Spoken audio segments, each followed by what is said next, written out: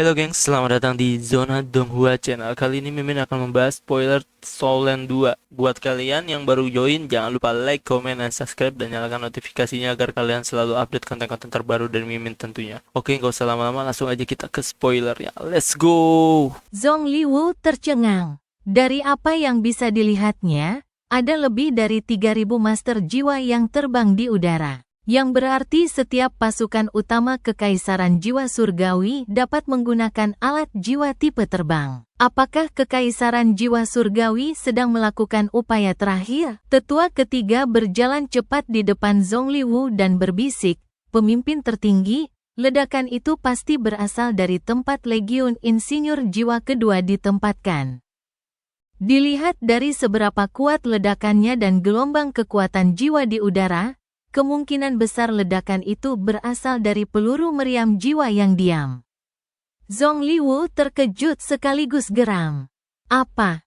Peluru meriam jiwa statis? Bukankah Kekaisaran Matahari Bulan satu-satunya yang memiliki benda-benda sedahsyat itu? Bagaimana Kekaisaran Jiwa Surgawi bisa memilikinya? Kalaupun ada, bagaimana mereka bisa menembakkannya ke perkemahan kita? Apa yang terjadi dengan alat jiwa pengintai kita? Tentu saja, tak satu pun master jiwa jahat di sampingnya dapat menjawab pertanyaannya.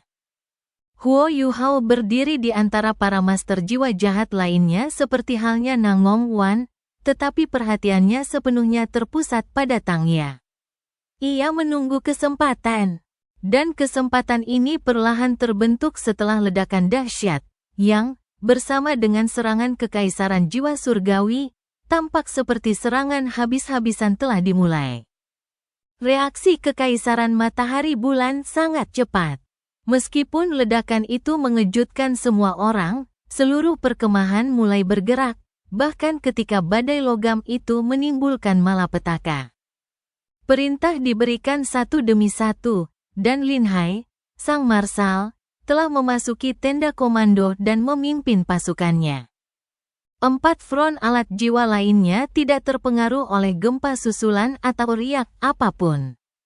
Mereka mengaktifkan formasi pertahanan yang terhubung. Dan mereka juga mulai mengisi daya alat jiwa ofensif yang terhubung untuk bersiap bertempur. Dulu, ketika Kekaisaran Matahari Bulan membangun markas mereka di tempat ini, mereka telah bersiap untuk pertempuran yang panjang dan berlarut-larut. Mereka berkemah beberapa puluh kilometer dari kota roh surgawi. Hanya ada beberapa peluru meriam jiwa stasioner khusus yang mampu mencapai jarak sejauh itu. Oleh karena itu, bahkan formasi serangan mereka yang terhubung pun tak mampu melintasi jarak tersebut. Mereka harus menunggu individu-individu kuat Kekaisaran Jiwa Surgawi berada dalam jangkauan sebelum mereka bisa membalas. Seorang utusan dengan cepat berlari dan mengumumkan, "Guru Kekaisaran. Komandan Lin Hai mengundang Anda untuk berdiskusi di tenda komandan." Zhong Liwu mengangguk dan berkata, "Silakan ikuti saya, para konsekrat. Yang lainnya akan tetap di sini. Jangan pergi kecuali benar-benar diperlukan." Ya, kelompok master jiwa jahat itu membungkuk sebagai tanda terima kasih. Zhong Liwu membawa 6 konsekrasi, termasuk Scorpion Tiger Douluo, dan bergegas menuju tenda komando. Semua master jiwa jahat lainnya tetap tinggal, termasuk Tangya. Huo Yuhao menghela napas lega ketika melihat Zhong Liwu tidak membawa Tangya pergi. Ia bisa melihat kesempatannya datang. Ada lebih dari 30 master jiwa jahat yang tersisa. Ada 4 Douluo bergelar dalam kelompok ini, termasuk Huo Yuhao, yang menyamar sebagai Douluo penyamaran, tetua ketiga, Nan Gongwan, dan tetua keempat. Itu berarti musuh mereka yang sebenarnya hanyalah tetua ketiga dan keempat. Tangya mungkin yang terkuat di antara para master jiwa jahat lainnya. Meskipun ada beberapa Soul Douluo, jumlah mereka sedikit. Teriakan perang yang memekakkan telinga terdengar di langit kota roh surgawi, seolah-olah bukan hanya banyak master jiwa yang bergerak di angkasa. Sepertinya pasukan mereka juga bergerak maju di atas tanah. Kekaisaran Matahari Bulan tidak mengerti mengapa Kekaisaran Jiwa Surgawi memilih untuk melancarkan serangan di malam hari. Karena malam hari tidak menguntungkan bagi prajurit mereka. Terlebih lagi, Kekaisaran Matahari Bulan memiliki beberapa barisan alat jiwa, dan dengan kekuatan mereka. Bahkan titel Douluo pun akan terancam mati jika mereka menyerang mereka. Kekaisaran Jiwa Surgawi harus membayar dengan terlalu banyak nyawa tanpa perlindungan kota roh surgawi untuk mencapai mereka. Namun, Kekaisaran Matahari Bulan tidak berani meremehkan musuh mereka, meskipun itu masalahnya. Ledakan besar di kamp Legiun Insinyur Jiwa kedua sudah cukup mengejutkan semua orang. Jika Kekaisaran Jiwa Surgawi bisa melakukan itu, apalagi yang bisa mereka lakukan? Huo Yuhao memberi isyarat ke arah Nangong Wan dengan matanya, dan Nangong Wan mengangguk lembut padanya. Tidak ada yang tahu ledakan dahsyat apa itu, tetapi Nangong Wan samar-samar bisa menebaknya. Satu-satunya hal yang tidak ia pahami adalah bagaimana tepatnya Huo Yuhao berhasil menempatkan peluru meriam jiwa stasioner ke dalam kamp Legiun Insinyur Jiwa kedua. Seutas kekuatan spiritual melayang ke Huo Yuhao dan menyatu dengan tubuhnya. Kekuatan spiritual itu tak berwujud, dan ia sama sekali tidak takut siapapun menemukannya. Ia menarik kembali benang itu, dan merasakan semangatnya kembali segar. Kubah pertahanan yang terhubung telah membantunya, karena avatar spiritualnya baru saja naik ke langit sebelum badai pemusnahan meledak. Guonu telah memerintahkan aktivasi kubah pertahanan yang terhubung, yang memblokir ledakan pertama, dan memberi avatar spiritual Huo Yuhao kesempatan untuk melarikan diri dan kembali. Kakak kedua, aku akan kembali dan mengambil sesuatu. Aku akan segera kembali, kata Huo Yuhao kepada Nangong Wan. Nangong Wan mengangguk dan berkata, pergilah. Kembalilah secepatnya. Ya, Huo Yuhao mengakui sebelum dia berjalan menuju tendanya sendiri. Keempat tetua memimpin kelompok ini. Meskipun Zhongli Wu baru saja memerintahkan mereka untuk tetap di sini, dia tidak mengatakan bahwa mereka sama sekali tidak boleh pergi. Masquerade Douluo adalah seorang tetua. Jadi tidak ada yang menghentikannya. Hubungan antar tetua berbeda dengan hubungan antar para konsekrat.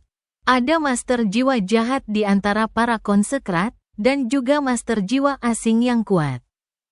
Meskipun status mereka sangat tinggi, hubungan mereka satu sama lain tidak intim sama sekali. Para tetua berbeda, karena mereka hampir tumbuh bersama di Gereja Roh Kudus. Dan telah bersama selama beberapa dekade, beberapa bahkan lebih dari 1 abad. Mereka memiliki hubungan yang baik satu sama lain. Masquerade Douluo tidak terlalu cocok dengan kelompok itu. Tetapi ia masih cukup ramah dengan para tetua lainnya. Oleh karena itu, tetua ketiga dan tetua keempat tidak menentangnya. Huo Yuhao bergegas menuju tendanya, dan kembali dalam sekejap mata. Nan Gongwan meliriknya dan mengangguk pelan, tetapi tidak ada yang memperhatikan mereka. Para prajurit Kekaisaran Matahari Bulan dimobilisasi sepenuhnya. Pasukan berkumpul dengan cepat, dan perintah militer dikeluarkan satu demi satu dari tenda komando. Para insinyur jiwa Kekaisaran Matahari Bulan berkumpul di garis depan alat jiwa, dan bahkan muncul di langit. Meskipun jumlah mereka jauh lebih sedikit dibandingkan dengan Kekaisaran Jiwa Surgawi, semua orang tahu bahwa para insinyur jiwa memiliki keuntungan besar di medan perang melawan para master jiwa. Mereka adalah satu kesatuan tubuh dengan alat jiwa mereka yang terhubung. Ledakan yang disebabkan oleh badai pemusnahan mulai mereda dan mereda. Ledakan dahsyat itu telah menelan hampir 1/4 kamp utama Kekaisaran Matahari Bulan. Meskipun hanya area di dekat pusat ledakan yang mengalami kerugian besar. Ledakan itu membawa kekacauan dan kepanikan bagi seluruh pasukan. Tenda komando harus mengarahkan dan mempersiapkan pasukan mereka untuk bertahan melawan musuh, sekaligus menghibur prajurit dan merawat yang terluka. Seluruh perkemahan Kekaisaran Matahari Bulan tampak berantakan. Tetua ketiga mengerutkan kening dan bertanya-tanya dengan keras, aneh. Mengapa peluru meriam jiwa yang diam bisa meledak di perkemahan kita sendiri? Mungkinkah itu kecelakaan? Tanya tetua keempat. Tetua ketiga menggelengkan kepala dan meliriknya dengan jijik. Kau benar-benar bodoh. Legiun Insinyur Jiwa kedua bahkan tidak memiliki peluru meriam jiwa stasioner dengan status mereka, jadi bagaimana mungkin peluru itu terpicu secara tidak sengaja? Bahkan Legiun Insinyur Jiwa peringkat binatang buas paling banyak hanya memiliki satu, dan mereka berada di bawah perlindungan ketat. Kami bahkan tidak memiliki satu pun di kamp tentara kami karena kedua Legiun Insinyur Jiwa peringkat binatang buas menggunakan persediaan mereka dalam perang sebelum ini. Lalu apa yang terjadi? Tanya tetua keempat. Bingung. Mungkinkah mata-mata telah menyelinap ke perkemahan kita meskipun pertahanan kita ketat? Setidaknya, aku yakin tidak ada yang punya kemampuan itu. Nangong Wan menyela dengan tepat dan berkata, dulu ketika aku dan si tua tujuh berkeliling Kekaisaran Jiwa Surgawi, kami menemukan orang-orang Akademi Shrek telah muncul. Mungkinkah ini mereka? Sepertinya kita telah menderita kerugian yang sangat besar kali ini, dan satu Legiun Insinyur Jiwa menghilang begitu saja. Kita bahkan belum membicarakan berapa banyak prajurit biasa yang telah kita kehilangan. Tetua ketiga mengerutkan kening lebih erat dan berkata, ya, pantas saja pemimpin tertinggi tidak mengizinkan kita keluar. Kalau tidak, aku ingin tahu seperti apa peluru meriam jiwa statis itu. Pemimpin tertinggi melakukan ini demi kebaikan kita sendiri. Beliau mengkhawatirkan keselamatan semua orang. Kalian tidak perlu banyak bicara. Baiklah, tetua ketiga mengamati para master jiwa jahat lainnya. Semua menundukkan kepala bersamaan saat bertemu pandang dengannya, kecuali Tang Ya. Huo Yuhao berkata, kakak kedua, bagaimana kalau aku melihat tenda komando? Aku ingin tahu persis apa yang sedang terjadi. Nangong Wan menjawab, pergilah. Tapi kurasa pemimpin tertinggi sedang tidak enak hati, jadi sebaiknya kau berhati-hati. Ya, Huo Yuhao mengangguk sambil berjalan menuju tenda komando. Para master jiwa jahat seperti mereka, terutama yang bergelar Douluo, memiliki status transenden di dalam kamp tentara. Meskipun mereka sangat waspada dan meningkatkan kewaspadaan, tak seorang pun berani menghentikan mereka. Tetua ketiga memperhatikan kepergian Huo Yuhao, dan ia tak kuasa menahan diri untuk berkomentar. Masquerade sudah jauh lebih normal beberapa hari terakhir ini. Kurasa bersamanya jauh lebih nyaman daripada sebelumnya. Kudengar dia tidak merusak gadis-gadis lagi setelah pemimpin tertinggi menegurnya hari itu. Nangong Wan terkekeh dan berkata, mungkin dia takut pemimpin tertinggi akan menghukumnya. Tetua ketiga mendengus dan berkata, dia tahu bagaimana caranya takut. Ini bukan pertama atau kedua kalinya pemimpin tertinggi menegurnya karena kebiasaan buruknya itu. Sepertinya dia telah menjanjikan sesuatu kali ini. Tahukah kau apa itu? Saudara kedua, Nangong Wan menggelengkan kepalanya dan berkata, itu, aku tidak tahu. Kau harus bertanya padanya atau pemimpin tertinggi kalau kau ingin tahu. Dia yang lebih normal itu bagus. Tetua keempat terkekeh dan berkata, ya, orang itu memang yang paling abnormal di antara kita, saudara-saudara. Dia selalu hidup di dunianya sendiri. Jadi bersikap lebih normal itu bagus. Kita bisa melakukan apa saja jika kita, saudara-saudara, bersatu. Tepat saat ia sedang berbicara dengan geli, Tetua ketiga tiba-tiba mengerutkan kening dan berkomentar, "Kenapa aku merasa agak dingin? Apa cuacanya juga berubah?" Nangong Wan menatapnya ragu dan berkata, "Apakah kamu sudah tua? Kenapa kamu merasa kedinginan?" "Kenapa aku tidak merasa kedinginan?" Ledakan. Tanpa peringatan sama sekali, tubuh Nangong Wan tiba-tiba membeku, dan ia terlempar ke depan bagai bola meriam. Ia menabrak 4 atau 5 master jiwa jahat yang relatif lebih lemah saat ia terbang dan membuat mereka terpental. Semuanya menjerit kesakitan sementara darah menyembur dari mulut mereka. Tubuh mereka semua terpelintir akibat tabrakan itu, dan mereka tampaknya tak sanggup bertahan. Kakak kedua, tetua ketiga dan tetua keempat tercengang. Perubahan itu terjadi terlalu tiba-tiba. Sebuah bayangan hijau samar muncul hampir seketika di samping tetua ketiga, dan aura yang luar biasa tajam menyelimutinya. Tetua ketiga terkejut, lengah. Ia yakin dirinya kuat, tetapi gelombang kekuatan jiwa musuhnya begitu menekannya hingga ia kesulitan bernapas. Ia bertepuk tangan tanpa sadar sambil mengaktifkan penghalang jiwa pelindung kelas 9 dan penghalang tak terkalahkannya secara bersamaan. Ledakan dahsyat terdengar saat penghalang jiwa pelindung kelas 9 miliknya terkoyak. Cahaya keemasan berkelap-kelip terus-menerus di penghalang tak terkalahkan miliknya. Dan sepertinya penghalang itu retak. Masalah terbesar penghalang tak terkalahkan adalah ia hanya bisa dibuat di kelas 7. Penghalang ini lebih cocok untuk master jiwa yang relatif lemah dan paling efektif pada standar tersebut. Namun, ia jauh kurang efektif untuk dan melawan Titled Douluo. Bayangan hijau itu perlahan-lahan terwujud. Itu adalah Penatua Song. Tetua Song menembus pertahanan luar tetua ketiga dengan satu serangan. Serangannya secepat kilat, dan bayangan hijau yang tak terhitung jumlahnya menyelimuti tetua ketiga. Api keemasan yang menyilaukan menerangi langit di sisi lain. Suara Phoenix yang menggelegar dan dalam terdengar saat tetua keempat diselimuti bola api yang bersinar.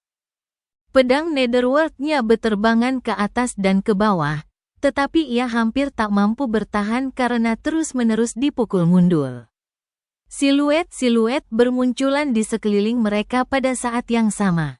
Dan mereka dengan sigap melancarkan serangan terhadap para penguasa jiwa jahat, yang begitu terkejut hingga mereka membeku secara naluriah. Orang-orang ini muncul terlalu tiba-tiba. 6 atau 7 master jiwa jahat terluka parah akibat serangan mereka begitu mereka muncul, dan ditambah dengan kepergian Nangong Wan, sepertiga kekuatan para master jiwa jahat itu pun terkikis. Shrek Academy lah yang bertanggung jawab atas penyergapan mendadak ini. Sesuai rencana Huo Yuhao, pertempuran ini harus segera dituntaskan dan diakhiri secepat mungkin.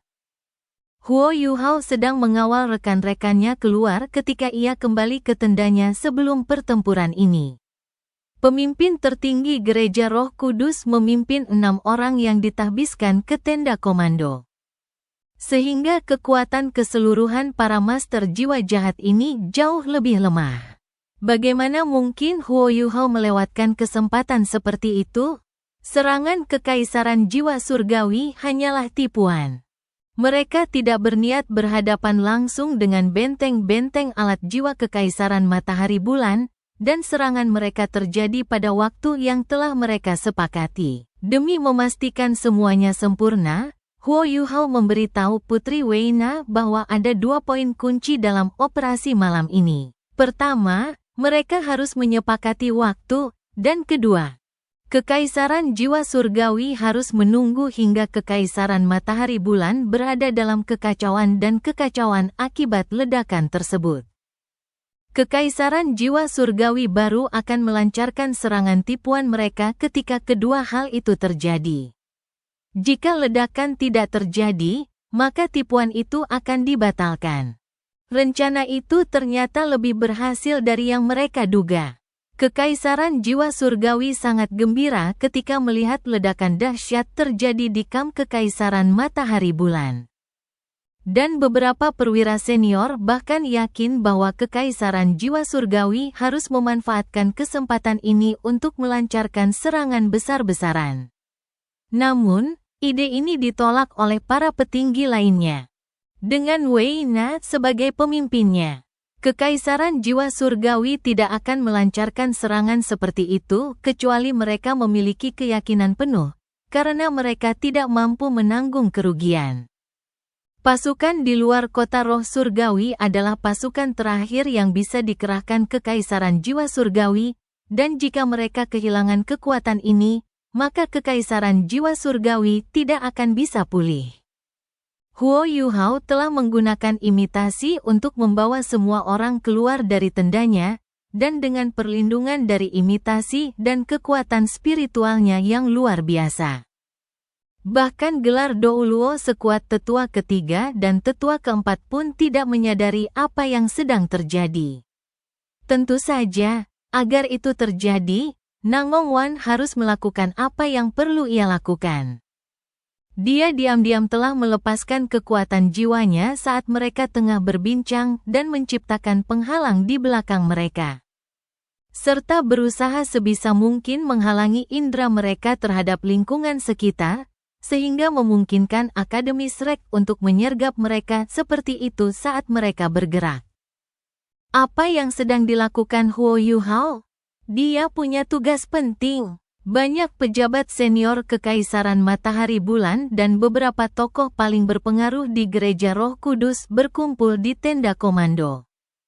Tempat pertempuran mereka berlangsung tak jauh dari sana. Rencana mereka harus dibatalkan sebelum waktunya jika pemimpin tertinggi datang menyelamatkan rekan-rekannya. Jika dia menyadari ada yang tidak beres, terlebih lagi, nyawa mereka akan terancam.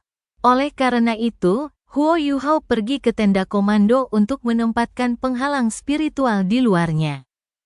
Dan memutus gelombang kekuatan jiwa dan suara apapun dari dunia luar. Bahkan Tetua Song dan Yan Shaoze akan kesulitan melakukan ini, karena mereka harus menyelesaikan tugas itu dengan kekuatan jiwa. Dan gelombang kekuatan jiwa terlalu mudah ditemukan. Huo Yuhao dapat mengandalkan kekuatan spiritualnya yang tangguh, dan dengan imitasi, domain gangguan spiritualnya. Dan kendalinya yang sangat kuat atas kekuatan spiritualnya, menyelesaikan tugas ini menjadi jauh lebih mudah. Huo Yuhao tampaknya pergi dengan tenang dan santai. Tetapi ia telah mengerahkan seluruh kekuatannya. Ia meninggalkan avatar spiritual tersembunyi di medan perang. Dan menggunakan imitasi melalui avatar spiritualnya untuk menyembunyikan semua orang dari Shrek. Di sisi lain, ia telah berusaha sekuat tenaga untuk membentuk penghalang spiritual terkuat yang bisa ia ciptakan agar ia dapat sepenuhnya memisahkan tenda komandan dari dunia luar. Agar Zongliwu tidak mengetahui apa yang terjadi di sini. Huo Yuhao jelas tidak bisa melakukan ini terlalu lama, karena jika ia ingin menghentikan gelombang suara dan kekuatan jiwa, ia harus menghentikan semuanya, dan suasana di dalam tenda komando akan relatif tenang. Zongliwu mungkin tidak akan menyadari apa yang terjadi untuk sementara waktu. Tetapi sulit untuk memastikannya jika waktu yang lebih lama telah berlalu. Tetua ketiga dan tetua keempat langsung terdesak ketika Shrek melancarkan serangan habis-habisan. Lagi pula, mereka menghadapi dua transenden Douluo, apalagi Tetua Song adalah transenden Douluo rank 97. Dengan kecepatannya yang luar biasa, tak sulit membayangkan kekuatan bertarungnya. Namun, para master jiwa jahat memang memiliki keunggulan yang cukup besar dibandingkan dengan master jiwa lain dengan peringkat yang sama. Tetua ketiga dan tetua keempat tidak sepenuhnya terlindas meskipun mereka berada dalam posisi yang sangat tidak menguntungkan. Sebuah penghalang yang menyerupai jaring petir muncul di sekitar tetua ketiga dan menghalangi serangan gencar tetua Song. Itu adalah alat jiwa yang dia gunakan untuk melindungi dirinya sendiri. Gelar tetua ketiga adalah petir kegelapan, sang petir kegelapan, dan ia juga seorang insinyur jiwa. Ia telah menggabungkan jiwa bela dirinya dengan alat jiwa ciptaannya sendiri. Dan memiliki serangkaian kemampuan bertarung yang unik. Ia memperkuat kekuatan keterampilan jiwanya dengan alat jiwa, dan semua serangannya memiliki kekuatan petir kegelapan. Petir kegelapan ini memiliki elemen petir yang dahsyat, bersama dengan seutas benang kejahatan. Kejahatan yang hanya bisa diserap dari tumpukan mayat. Kekuatan tetua ketiga semakin kuat seiring bertambahnya mayat di sekitarnya. Badai pemusnahan baru saja membunuh banyak insinyur jiwa dan prajurit dalam ledakan itu, dan semua aura gelap dan jahat itu tak jauh dari tempat ini. Tetua ketiga dapat menyalurkan sebagian aura itu. Dan ia mengerahkan seluruh kekuatannya saat melepaskan petir kegelapan dan melepaskan segala macam alat jiwa pelindung. Baru setelah itu ia nyaris tak mampu melindungi dirinya dari serangan cepat dan ganas tetua Song. Namun, tetua ketiga merasa sangat getir. Tak lama kemudian, tetua Song telah merusak salah satu dari 3 alat jiwa terkuatnya, sementara 2 alat lainnya juga mengalami kerusakan yang beragam akibat serangan hebat tetua Song.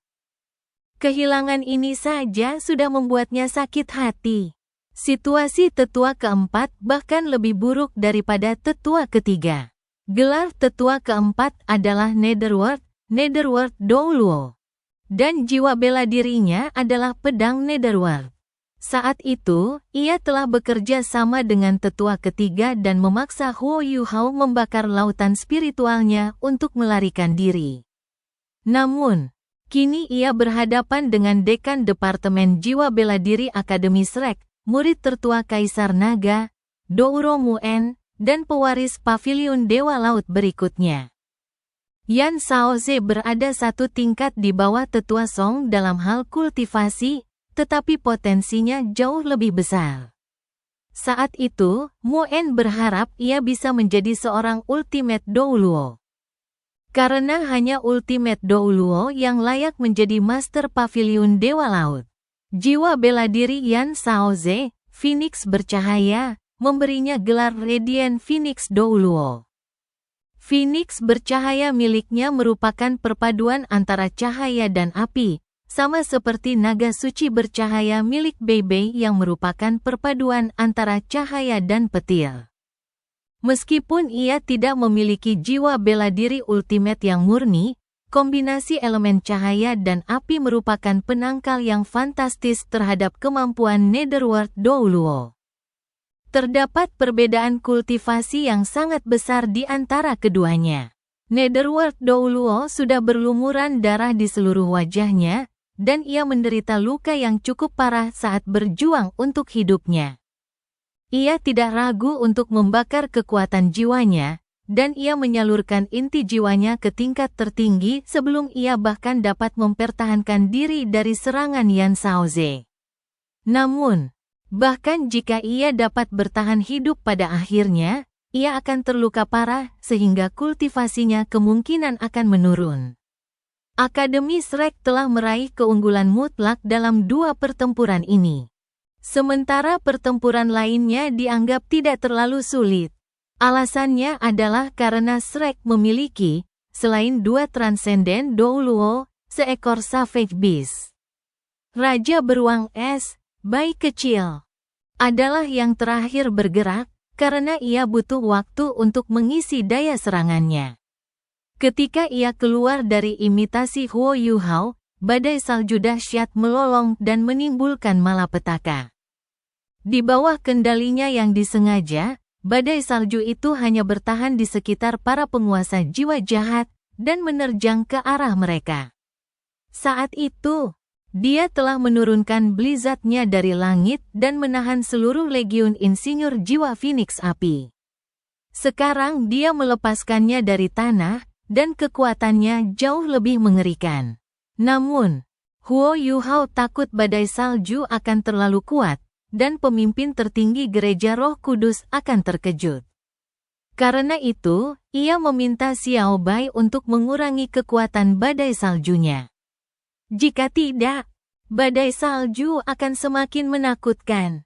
Bai kecil hampir saja menindas para master jiwa jahat lainnya sendirian.